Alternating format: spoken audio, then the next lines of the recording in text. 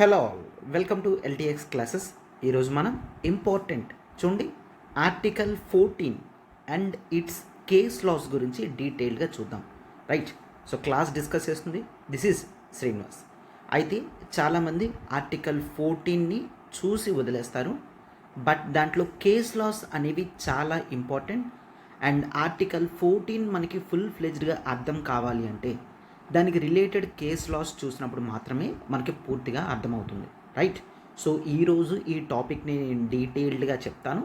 మీరు జాగ్రత్తగా మీ పాలిటీ నోట్స్లో రాసుకున్నట్లయితే మీకు లాంగ్ టర్మ్ ఈ కేస్ లాస్ అనేవి గుర్తుంటాయి అండ్ ఎగ్జామినేషన్లో కూడా యూజ్ చేయడానికి హెల్ప్ అవుతుంది అన్నమాట. రైట్, ఒక్కసారి చూడమా, independence day special offer LTX classes నుంచి లాంచ్ చేయడం జరిగింది.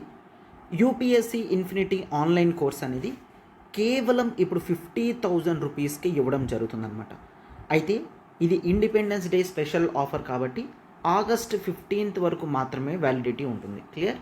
అయితే UPSC infinity the beauty of course life time validity, మీకు లైఫ్ టైం వ్యాలిడిటీ కోర్సెస్ అనేవి ప్రొవైడ్ చేయడం జరుగుతుంది.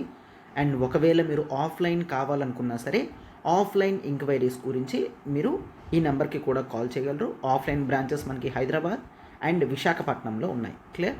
అండ్ ఈ నెంబర్ చూడండి 7893899553 నెంబర్కి మీరు కాల్ చేయగలరు. కేవలం 50,000తో మీరు ఆన్లైన్ కోర్స్ మొత్తం కూడా పర్చేస్ చేయగలరు అన్నమాట. ఇండియన్ కాన్స్టిట్యూషన్ని డిఫరెంట్ పార్ట్స్ కింద డివైడ్ చేయడం జరిగింది. అండ్ దాంట్లో మోస్ట్ ఇంపార్టెంట్ పార్ట్ అనేది that is part 3. Part 3 deals with the fundamental rights. Clear? Fundamental rights, ప్రాథమిక హక్కులని మనకి పార్ట్ 3లో పెట్టడం జరిగిందనమాట. కోర్స్ ఈ కాన్సెప్ట్ ఆఫ్ ఫండమెంటల్ రైట్స్ అనేది అమెరికన్ కాన్స్టిట్యూషన్ నుంచి మనం ఇన్స్పిరేషన్ తీసుకొని పెట్టుకోవడం జరిగిందనమాట. అయితే ఇండియన్ కాన్స్టిట్యూషన్లో ఫండమెంటల్ రైట్స్ అనేవి ఆర్టికల్ 14 నుంచి 32 వరకు ఇవ్వడం జరిగింది. క్లియర్? ఫండమెంటల్ రైట్స్ని ఆర్టికల్ 14 నుంచి 32 వరకు చూస్తాం. అయితే ఈరోజు మోస్ట్ ఇంపార్టెంట్గా we shall discuss about the article 14. Article 14 simply మీరు చదివేటప్పుడు ఏమని చదువుతారు? It is the equality before law. అవునా? Equality before law, this is article 14లో ఉన్న ఫస్ట్ది.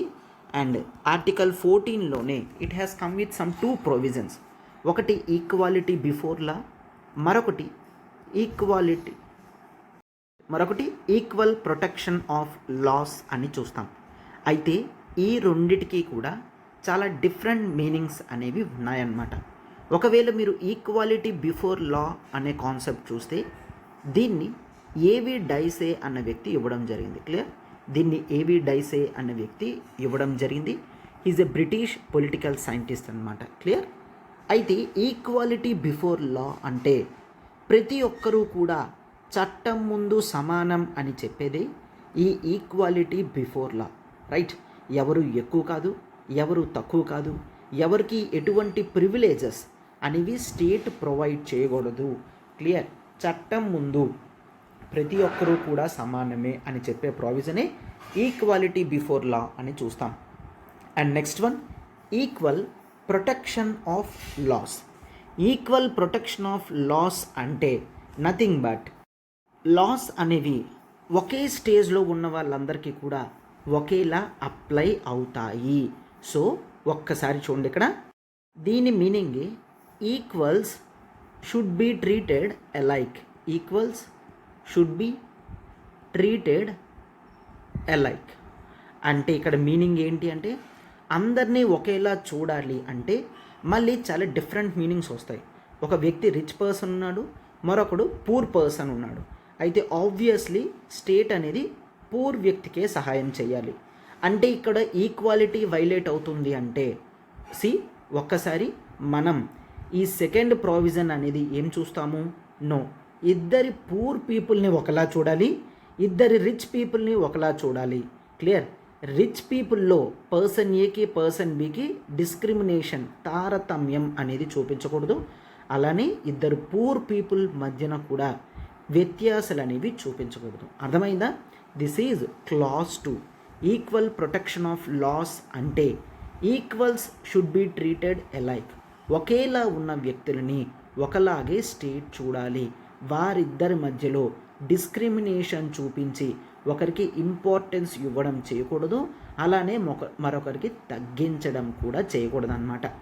ఇన్ షార్ట్లో మనం ఈ ఆర్టికల్ 14ని ఈ విధంగా equality before law and equal protection of laws అని అంటాం. రైట్.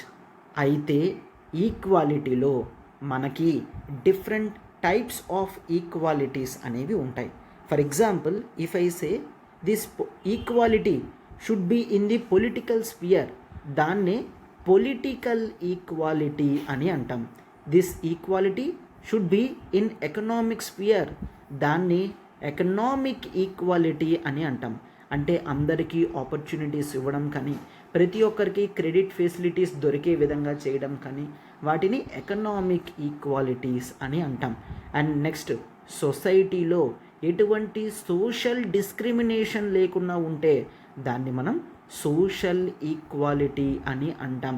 సో ఈ విధంగా ఒక వ్యక్తికి పొలిటికల్ లెవెల్లో, సోషల్ లెవెల్లో, ఎకనామిక్ లెవెల్లో ఈక్వాలిటీ ప్రావిజన్స్ అప్లై అయ్యేలా చూస్తే వాటిని మనం కంప్లీట్గా ఆర్టికల్ 14ని కాంప్రహెన్సివ్గా చూసినట్టు లెక్క అన్నమాట. రైట్. ఎస్. అయితే మీరు ఫండమెంటల్ రైట్స్ చదివేటప్పుడు ఆర్టికల్ 14ని ఈ విధంగా ప్రాపర్గా అర్థం చేసుకున్నారంటే సరిపోతుంది. అయితే వీటి మీద కొన్ని కేస్ లాస్ అనేవి చాలా ఇంపార్టెంట్గా ఉన్నాయి. అయితే కేస్ లాస్ ఎప్పుడు కూడా కొన్ని ర్యాండమ్గా మనం సెలెక్ట్ చేసుకొని పెట్టుకోవడం కాదు. దట్ ఈజ్ అవి కూడా డైవర్సిఫైడ్ ఎగ్జాంపుల్స్ ఉన్నాయంటే అప్పుడు ఎస్, ఈక్వాలిటీ గురించి మనకి ఎంతవరకు నాలెడ్జ్ ఉందో అనేది ఎగ్జామినర్కి అర్థమవుతుంది. అండ్ మనకి కూడా ఒక difference of opinions, thought process అనేది డెవలప్ అవుతుందన్నమాట. రైట్. సో ఇప్పుడు దీని మీద ఉన్న కేస్ లాస్ అంటే నథింగ్ బట్ కేసెస్ అన్నమాట.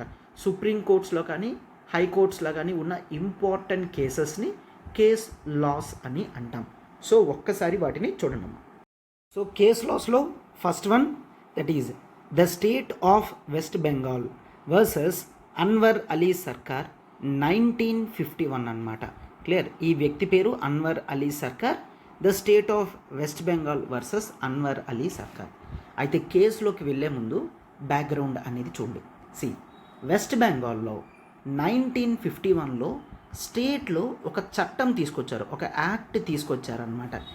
ఏమని? స్టేట్లో హయ్యెస్ట్ హైకోర్ట్ అని చెప్తాం, అవునా? స్టేట్లో జ్యుడిషియల్ లెవెల్లో హయ్యెస్ట్ హైకోర్ట్ అని చెప్తాం. అయితే స్టేట్ ఆఫ్ వెస్ట్ బెంగాల్లో యాక్ట్ ఏమని తీసుకొచ్చారంటే గవర్నమెంట్ విల్ డిసైడ్. ఏంటి? గవర్నమెంట్ దగ్గరికి అంటే జనరల్గా రెగ్యులర్గా కోర్టులో కేసెస్ అనేవి ఫైల్ అవుతూ ఉంటాయి, అవునా? రైట్. అయితే వీళ్ళు ఏమని చెప్తున్నారు? హైకోర్టు బర్డెన్ తగ్గించడానికి ఒక స్పెషల్ కోర్ట్ని పెడుతున్నాము. హైకోర్టు బర్డెన్ తగ్గించడానికి ఒక స్పెషల్ కోర్ట్ పెడుతున్నాము. అయితే కేసెస్ అనేవి మేము డిస్ట్రిబ్యూట్ చేస్తాం. అంటే ఈ కేసు హైకోర్టుకి వెళ్ళాలి, ఈ కేసు స్పెషల్ కోర్టుకి వెళ్ళాలి, ఈ కేసు హైకోర్టుకి, ఈ కేసు స్పెషల్ కోర్టుకి అని మేము డిసైడ్ చేస్తాము అని యాక్ట్ చెప్పడం జరిగిందనమాట. క్లియర్. దాన్ని తీసుకొని వెళ్ళి అన్వర్ అలీ సర్కార్ అన్న వ్యక్తి వెస్ట్ బెంగాల్ హైకోర్టులోని తర్వాత సుప్రీం కోర్టులోని కేసు పెట్టడం అనేది జరిగింది. అయితే ఇక్కడ క్లియర్గా మనం అబ్జర్వ్ చేస్తే ఈక్వాలిటీ ప్రిన్సిపల్స్ అనేవి స్ట్రాంగ్గా వైలేట్ అవుతున్నాయి. ఏమవుతుంది ఇక్కడ? గవర్నమెంట్ కేసెస్ని డిసైడ్ చేయడం ఏంటి? క్లియర్.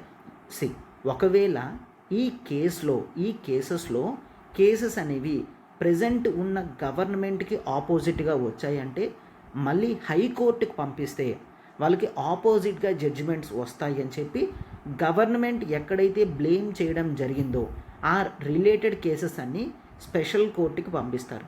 ఎందుకు?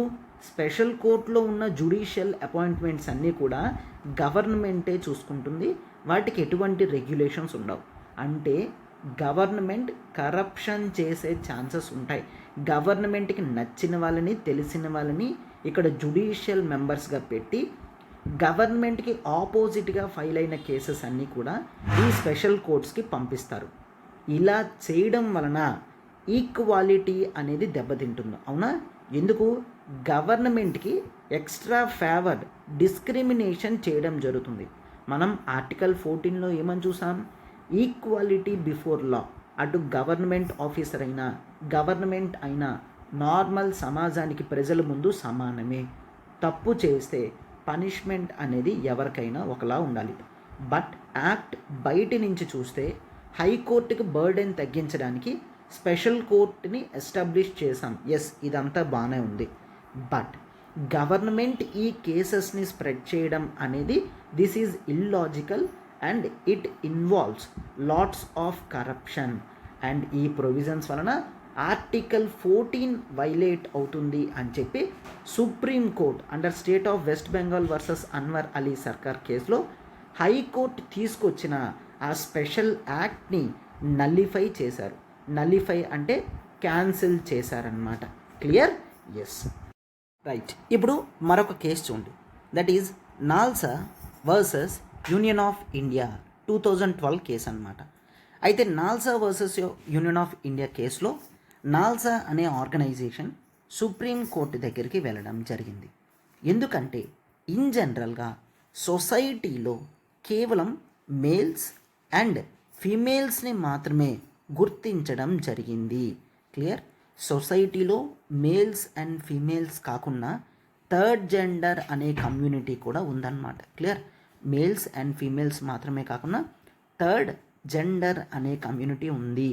సొసైటీలో ఈ థర్డ్ జెండర్ మీద డిస్క్రిమినేషన్, వ్యత్యాసాలు అనేవి ఎక్కువైపోయాయన్నమాట. అంటే జాబ్ ఆపర్చునిటీస్ కానీ, ఎడ్యుకేషనల్ ఆపర్చునిటీస్ కానీ, ఎకనామిక్ అసిస్టెన్స్ కానీ, ఇట్లా ప్రతిదీ కూడా మేల్స్కి ఫీమేల్స్కి మాత్రమే అవైలబుల్ ఉంటుంది. థర్డ్ జెండర్కి లేకపోవడం వలన నాల్సా వర్సెస్ యూనియన్ ఆఫ్ ఇండియాలో కేసు వేయడం జరిగిందనమాట. క్లియర్? ఎందుకంటే ఆర్టికల్ 14లో ఈక్వాలిటీ బిఫోర్ లా అని చెప్పడం జరిగింది. అక్కడ ఈక్వాలిటీ అని మాత్రమే చెప్పారు తప్ప మేల్స్కి ఫీమేల్స్కి మాత్రమే ఈక్వాలిటీ ఉంటుంది, థర్డ్ జెండర్ని డిస్క్రిమినేషన్ చెయ్యొచ్చు అని కాదు కదా. అందుకని ఈ NALSA versus Union of India కేసులో సుప్రీం కోర్ట్ క్లియర్గా తీర్పిచ్చిందనమాట. సొసైటీలో మేల్స్ ఏ విధంగా ఫీమేల్స్ సమానమో అదేవిధంగా థర్డ్ జెండర్ కూడా వీళ్ళతో సమానంగానే ఉంటారు. అండ్ ఈ థర్డ్ జెండర్కి ఇంతవరకు డిస్క్రిమినేషన్ అనేది జరిగింది కాబట్టి వీళ్ళకి కావాలి అంటే రిజర్వేషన్ లాంటివి కూడా ప్రొవైడ్ చేయొచ్చు అని చెప్పారనమాట. సొసైటీలో వీళ్ళు socially and educationally backward communities కింద సుప్రీం కోర్ట్ గుర్తించిందనమాట. క్లియర్? కంప్లీట్గా థర్డ్ జెండర్కి కూడా డిగ్నిటీ ఆఫ్ లైఫ్ అనేది ఉంటుంది. ఇక్కడ కేవలం ఆర్టికల్ 14 గురించి మాత్రమే కాదు, supreme court also has come with article 21. Article 21 deals with freedom of life and personal Liberty. Freedom of life and personal Liberty కూడా ఉంటుంది. అంటే ఈ థర్డ్ జెండర్ యొక్క డిగ్నిటీని కాపాడడానికి మేల్స్ అండ్ ఫీమేల్స్తో సమానంగా ఆపర్చునిటీస్ అనేవి ఉండాలి అని చెప్పడం జరిగిందనమాట. సో ఈ నాల్సా వర్సెస్ యూనియన్ ఆఫ్ ఇండియాలో again article 14 right to equality యొక్క ప్రొవిజన్స్ని క్లియర్గా ఆర్టికల్ 14నే అప్హెల్డ్ చేయడం జరిగింది. అవునా? సో ఇక్కడ చూసారు కదమ్మా, ముందు స్టేట్ ఆఫ్ వెస్ట్ బెంగాల్ కేసులో జుడిషియల్ ఈక్వాలిటీ అనేది చూసాము, ఇక్కడ జెండర్ ఈక్వాలిటీ అనేది చూసాం. అంటే ఈవెన్ ఈక్వాలిటీలో కూడా డైవర్సిఫికేషన్ అనేది చూస్తున్నాం అన్నమాట. అవునా? ఇప్పుడు రిలీజియస్ ఈక్వాలిటీ అన్న కాన్సెప్ట్లో ఒకటి చూద్దాం. అండ్ ఆ రిలీజియస్ ఈక్వాలిటీ కాన్సెప్ట్లోనే జెండర్ ఈక్వాలిటీ కూడా చూద్దాం. ఒక్కసారి జాగ్రత్తగా చూడండి. Next most famous case the Saira Bano versus Union of India 2017. ఈ సైరా బానో కేస్నే ఫేమస్గా ట్రిపుల్ తలాక్ కేస్ అని చెప్పడం జరుగుతుందన్నమాట. ట్రిపుల్ తలాక్ కేస్. అయితే ఫస్ట్ ఆఫ్ ఆల్ ట్రిపుల్ తలాక్ అంటే ఏంటి? ట్రిపుల్ తలాక్ అంటే ఇస్లాం రిలీజియన్లో, క్లియర్, ఇస్లాం రిలీజియన్లో మ్యారేజ్ని నలిఫై చేసే కాన్సెప్ట్ అంటే డైవర్స్ తీసుకునే కాన్సెప్ట్ని ట్రిపుల్ తలాక్ అని అంటాం. అంటే మేల్, ముస్లిం మేల్ తన యొక్క వైఫ్ అంటే ముస్లిం ఫీమేల్కి 3 times ఇన్స్టాంట్గా తలాక్ తలాక్ తలాక్ అని చెప్తే వీళ్ళిద్దరి యొక్క మ్యారేజ్ రైట్స్ అనేవి పూర్తిగా క్యాన్సిల్ అయినట్టు మీనింగ్ అన్నమాట. క్లియర్? ఒకసారి చూడండి, ఇస్లాం కల్చర్లో డైవర్స్ 2 types ఉంటాయి. ఇన్స్టాంట్ ట్రిపుల్ తలాక్ ఉంటుంది, ట్రిపుల్ తలాక్ ఉంటుంది. ఇన్స్టాంట్ ట్రిపుల్ తలాక్లో అప్పటికప్పుడే వరుసగా 3 times తలాక్ తలాక్ తలాక్ అని చెప్పినట్లయితే complete conjugal and marriage rights between male and female పూర్తిగా నలిఫై అయిపోతాయి అండ్ వాళ్ళిద్దరూ అప్పటి నుంచి కంప్లీట్ ఫ్రీ అన్నమాట. రైట్. అయితే సార్ దీంట్లో ప్రాబ్లం ఏముంది? దీంట్లో ప్రాబ్లం ఏముంది అంటే ఇన్స్టాంట్ ట్రిపుల్ తలాక్ చెప్పే కెపాసిటీ మేల్కి మాత్రమే ఉంటుంది. ఫీమేల్ మేల్కి ఇన్స్టాంట్ ట్రిపుల్ తలాక్ చెప్పలేదన్నమాట. అంటే ఇక్కడ ఈక్వాలిటీ ప్రిన్సిపల్స్ అనేవి వైలేట్ అవుతున్నాయి కదా. రైట్. సో కొంతమంది సుప్రీంకోర్టుకి అప్రోచ్ అయ్యారు. సో సుప్రీంకోర్టు క్లియర్గా ఇన్వాల్వ్ అయ్యిందనమాట. అయితే సార్ ఇండియాలో రిలీజియస్ ఫ్రీడమ్ అనేది ఉంటుంది కదా, అయితే సుప్రీంకోర్టు ఇలా రిలీజియస్ ఇష్యూస్లోకి దూరొచ్చా? అయితే సుప్రీంకోర్టు ఒకటే ఆన్సర్ చెప్పింది. ఏమని? ఇక్కడ ఎటువంటి రిలీజియస్ వైలేషన్స్ అనేవి మేము చేయడం లేదు, కేవలం ఫిమనైన్ జెండర్ యొక్క వల్నరబిలిటీస్ని ప్రొటెక్ట్ చేస్తున్నాం. ఇక్కడ ఒక వ్యక్తి ఒక ఫీమేల్ని మ్యారేజ్ చేసుకొని కొన్ని సంవత్సరాల తర్వాత 3 times ఇన్స్టెంట్గా తలాక్ అని చెప్పేసి వాళ్ళిద్దరి యొక్క మ్యారేజ్ రైట్స్ క్యాన్సిల్ అయిపోతే వల్నరబుల్గా ఉండేది ఫీమేల్సే. ఎందుకంటే ఫీమేల్స్కి ఎటువంటి ఆశ్రయం దొరకదు అండ్ వాళ్ళు ఏ విధంగా ఫినాన్షియల్ ఇండిపెండెంట్గా ఉండరు కాబట్టి ఎక్కువ మంది ఫీమేల్సే ఎక్కువ ప్రాబ్లమ్స్ ఫేస్ చేస్తారు. సో మా ఇష్యూ అంతా కూడా ఫీమేల్ కమ్యూనిటీని కాపాడడానికి మాత్రమే అని చెప్పి the concept of instant triple తలాక్ని కంప్లీట్గా క్యాన్సిల్ చేశారనమాట. అంటే ఈరోజు ఇండియాలో ఇన్స్టాంట్ ట్రిపుల్ తలాక్ యొక్క వ్యాలిడిటీ అనేది లేదనమాట. సో ఇన్స్టాంట్ ట్రిపుల్ తలాక్ కాకుండా ఇన్ జనరల్ ఆర్డినరీ ట్రిపుల్ తలాక్ ఉంటుంది. They have to follow certain procedure and time limit తీసుకొని తలాక్ 3 సార్లు చెప్పాల్సి ఉంటుందన్నమాట. క్లియర్? సో కంప్లీట్గా ఈ ప్రాసెస్లో మేల్స్ ఫీమేల్స్ అన్న వ్యత్యాసం కనిపించింది కాబట్టి సుప్రీంకోర్టు దీన్ని క్లియర్గా క్యాన్సిల్ చేసిందనమాట. అర్థమైందా? అంటే ఇక్కడ రిలీజియస్ ఈక్వాలిటీ అనేది అమాంగ్ ఇస్లాం తేడా వచ్చింది అండ్ ఇంకా జెండర్స్లో కూడా మేల్ సుపీరియారిటీ అనేది ఇక్కడ కనిపిస్తుంది. కాబట్టి ఇవి క్లియర్గా ఆర్టికల్ 14 యొక్క ప్రావిజన్స్ని వైలేట్ చేస్తుంది అని చెప్తూ సుప్రీంకోర్టు ఈ కేసులో క్లియర్గా చెప్తుందన్నమాట. ఏమని? ఇటువంటి డిస్క్రిమినేషన్స్ అనేవి సొసైటీకి మంచిది కాదు, లాంగ్ టర్మ్లో మేల్స్ ఫీమేల్స్ ఈక్వాలిటీ వైలేట్ అవుతాయి, డామినేషన్ ఆఫ్ మేల్స్ అనేది పెరిగే ఛాన్సెస్ ఉన్నది అని క్లియర్గా చెప్తుందన్నమాట. చూసారు కదమ్మా, స్టార్టింగ్లో జ్యుడిషియల్ ఈక్వాలిటీ, తర్వాత gender diversification equality and with in the రిలీజియన్లో ఉన్న జెండర్ ఈక్వాలిటీ కాన్సెప్ట్స్ అనేవి మనం నీట్గా చూసుకున్నాం. అవునా? రైట్.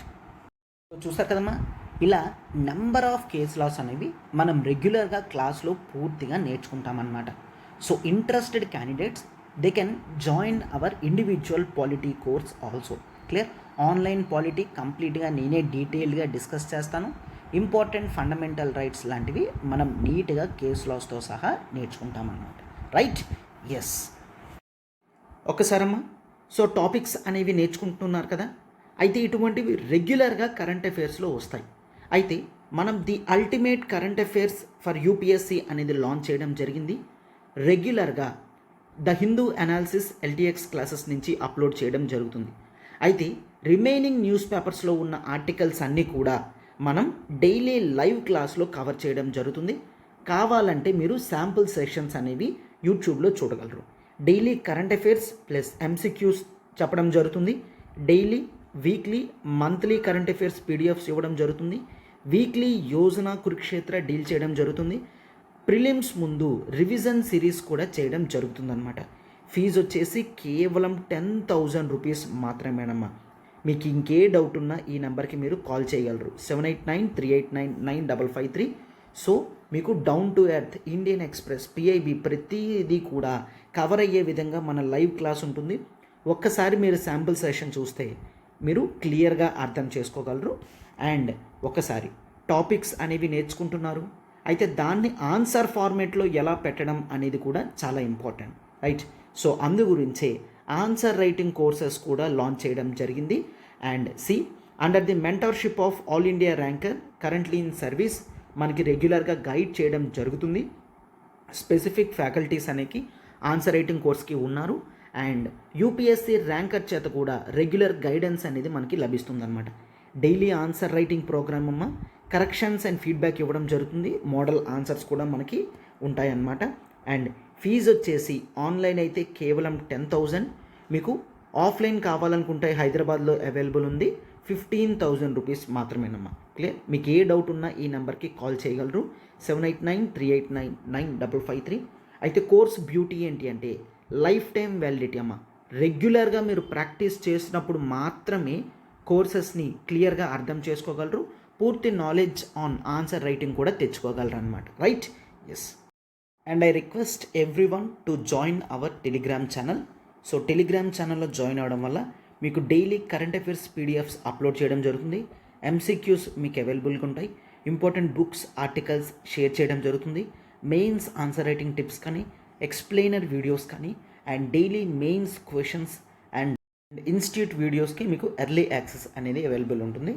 సో మీరు టెలిగ్రామ్ జాయిన్ అవ్వగలరు. అండ్ ఇంకేమైనా డౌట్ ఉన్నా ఈ నెంబర్కి మీరు కాల్ చేయగలరు.